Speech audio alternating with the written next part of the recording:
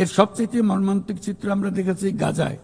শিশুরা না খেয়ে অকাল মৃত্যুবরণ করছে, বেসামরিক জনগোষ্ঠীকে নির্বিচারে হত্যা করছে, হাসপাতাল, স্কুল সহ একটা গোটা জনপদ নিশ্চিহ্ন করে দিচ্ছে।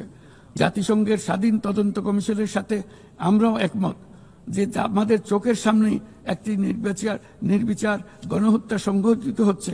আমাদের দুর্ভাগ্য যে মানব জাতির পক্ষ থেকে এর অবসানে আমরা সর্বোচ্চ চেষ্টা করছি না এখনো।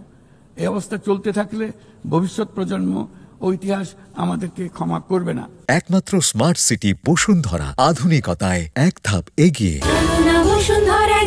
বাংলাদেশের জনগণ এই বিশ্বের বিবেকবান নাগরিকদের পক্ষ থেকে আমি আবারও জোরালো দাবি জানাচ্ছি যে পূর্ব জেরুজালেমকে রাজধানী করে একটি স্বাধীন ফিলিস্তিন রাষ্ট্র গঠনের মাধ্যমে এই সমস্যার দ্বিরাষ্ট্রীয় ভিত্তিক সমাধান এখনই বাস্তবায়ন করতে হবে।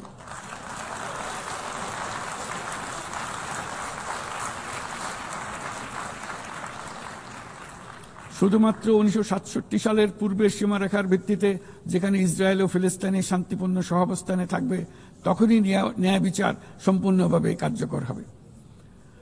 মাননীয় সভাপতি, বাংলাদেশে আমরা বিশ্বাস করি যে আমাদের একটি শান্তির সংস্কৃতি আমরা গড়ে তুলব, যেখানে সর্বস্তরের সহনশীলতা, অহিংসা, সংলাপ ও সহযোগিতার মূল্যবোধ প্রতিষ্ঠিত করা হবে।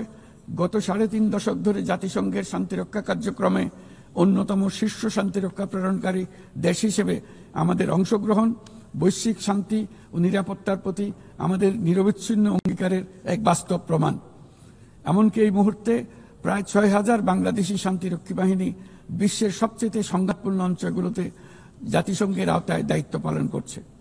আজ পর্যন্ত মোট 168 জন বাংলাদেশি শান্তিরক্ষী তাদের দায়িত্ব পালনকালে শহীদ হয়েছেন। একাধিক গবেষণায় একথা বারবার প্রমাণিত হয়েছে। জাতিসংঘের শান্তিরক্ষা কার্যক্রম অন্য যে কোনো একপাক্ষিক শান্তিরক্ষা উদ্যোগের তুলনায় অধিক টেকসই এবং কার্যকর। তাই বিশ্বের শান্তিরক্ষাকারী এই কার্যক্রমের ধারাবাহিকতা ও কার্যকারিতা রক্ষায় আমরা জাতিসংঘের শান্তিরক্ষা অভিযানের জন্য স্পষ্ট ও বাস্তবসম্মত ম্যান্ডেট এবং পর্যাপ্ত বাজেট বরাদ্দের দাবি জানাচ্ছি।